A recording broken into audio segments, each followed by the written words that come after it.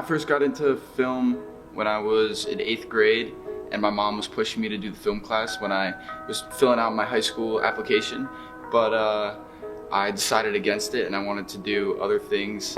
But when I finally went to film class my junior year, I really liked it, and I really liked the teacher, and I just vibed with it, and that's where my place is. My favorite thing about TV film is probably,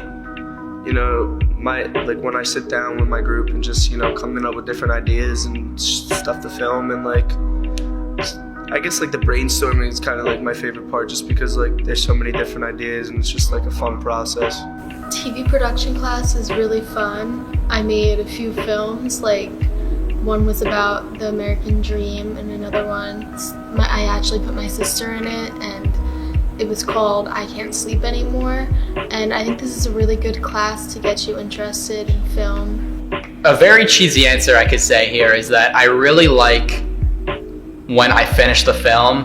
and I can finally see it on the big screen, and I see people reacting to it and seeing what they say and seeing how they react to certain characters and certain plot lines,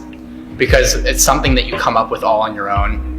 So what inspired me to make these films were I have so many written stories. Everyone has these little short stories that they come in their head, whether you know or realize or whatever. So I had a bunch of them already set to go that I just had as randomly written down, and I was like, now I can bring this to life. I honestly thought that was gonna be oh, they give you a script and you have guidelines they have to follow, but in reality I made a lot of my own interpretive films that had hidden meanings to them that were really personal to me, and you can't really do that with a lot of other forms of media. I am part of the TV Film Club, and one of my favorite parts is that we get to do the news, which is something that hopefully a lot of people watch, and you get to put your name on it, and it's a good thing to say about college apps.